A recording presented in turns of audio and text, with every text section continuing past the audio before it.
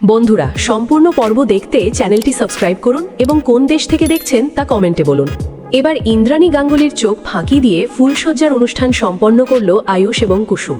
চারিদিকে যখন টানটান উত্তেজনা, ইন্দ্রাণী গাঙ্গুলি যখন কুসুমকে বাড়ি থেকে তাড়ানোর জন্য একের পর এক নকশা সাজাচ্ছেন, ঠিক তখনই অত্যন্ত গোপনে অনুশ্রী ও দীপালির বুদ্ধিতে সম্পন্ন হল তাদের ফুলসজ্জার রাতটি।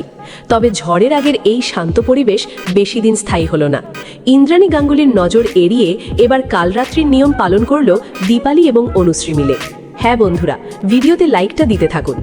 যেই মুহূর্তে কিনা কুসুমের সঙ্গে আয়ুষ যখন এক পর্যায়ে ঘোষ গল্পে মেতে ওঠে এবং কুসুমের সঙ্গে যখন আয়ুষ রোমান্সে মেতে ওঠে, লুকিয়ে লুকিয়ে কুসুমের কাছে যায়, ঠিক সেই মুহূর্তেই দীপালি এবং অনুশ্রী যখন আয়ুষকে হাতে নাতে ধরে ফেলে, সেখানে ঈশানও গিয়ে হস্তক্ষেপ করে এবং বলতে থাকে, হ্যাঁ রে ভাই, তোর মাথায় কি কোনো কিছুই ঢুকবে না? কিরে, তুই কি নিয়ম নীতি কোনো কিছুই মানবি না বলে ঠিকই করে ফেলেছিস? দেখ, এমনিতেই কিন্তু তোদের বিয়েতে যথেষ্ট পরিমাণে আমাদেরকে ঝামেলা পোহাতে হয়েছে, আর আমাদেরকে এই সমস্ত অমঙ্গল ডেকে এনে বিপর্যস্ত করে তুলিস না। ঠিক সেই সময় ঈশানে কথা বলা মাত্র অনুশ্রী যখন বলতে থাকে যে, দেখো ভাই, আমরা বেশ বুঝতে পেরেছি যে তোমাদের সদ্যমাত্র বিয়ে হয়েছে, তোমরা নিউলি ম্যারিড কাপল এবং বউয়ের প্রতি তোমার টান তৈরি হবে, সেটাই খুব বেশি স্বাভাবিক। কিন্তু তাই বলে আজকের দিনটার জন্য তোমাকে একটু থেমে যেতে হবে।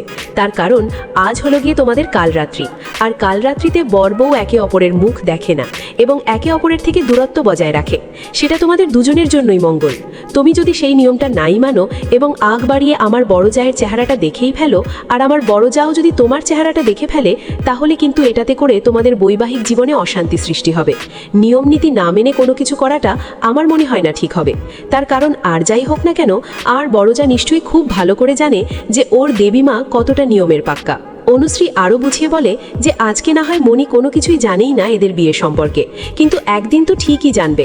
তখন নিশ্চয়ই মণি প্রশ্ন করবে যে কেন তারা সমস্ত নিয়ম আচার ও অনুষ্ঠান পালন করেনি। অনুশ্রী আশ্বাস দিয়ে বলে, দেখো কুসুম, যেমন তেমন করে তোমার বরণ থেকে শুরু করে সমস্ত জোগাড় যন্ত্রের আয়োজন আমরা লুকিয়ে বাঁচিয়ে করে ফেলব, কিন্তু তোমাদেরকে কিন্তু এই কালরাত্রির নিয়মটা পালন করতেই হবে।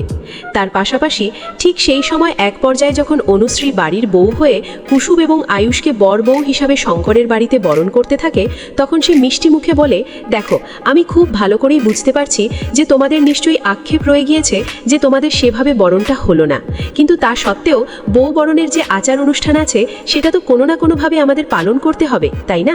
তাই না হয় আমরা এ বাড়িতেই সমস্ত আচার অনুষ্ঠান পালন করলাম। আমি আশা করব যে এতে করে নিশ্চয়ই কুসুম তোমার আপত্তি নেই। ঠিক সেই সময় কথা বলা মাত্র কুসুম আবেগপ্রবণ হয়ে বলতে থাকে যে, না, আমার কিসের আপত্তি হবে? আমার তো এটা সৌভাগ্য যে দেবী মায়ের হয়ে অন্তত দেবী মায়ের ছেলের বউ আমার জন্য এতটুকু ভেবেছে, সেটাই আমার জন্য অনেক বড় পাওয়া।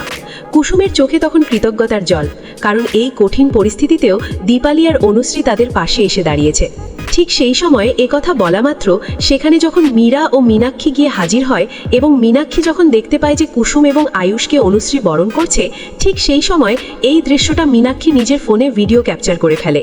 সে কুটিল হেসে বলতে থাকে যে, এটাই হবে তুরুপের তাস।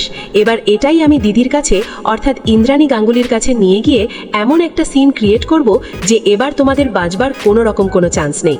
কিন্তু পাপের ঘোড়া যে অত সহজে পূর্ণ হয় না তা মীনাক্ষী জানতো না।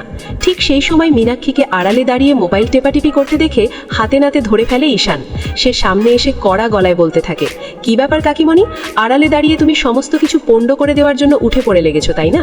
আর সব নষ্টের গোড়া হলো তোমার এই ফোনটা। এই ফোনটাই যদি এবার আমি হাত থেকে কেড়ে নিয়ে ভেঙে ফেলি, তাহলে কেমন হয় বলো তো? ঈশানের এমন রুদ্রমূর্তি দেখে মীনাক্ষী আর মীরার মুখের রং মুহূর্তে উড়ে যায়। তো বন্ধুরা, এবার কি মীনাক্ষীর এই ষড়যন্ত্রের কথা ইন্দ্রাণী গাঙ্গুলি জেনে যাবে, নাকি ঈশান বাঁচিয়ে নেবে কুসুম আর আয়ুষের সংসার? পরবর্তী আপডেট জানতে লাইক এবং শেয়ার করো, আর সাবস্ক্রাইব করতে ভুলো না কিন্তু।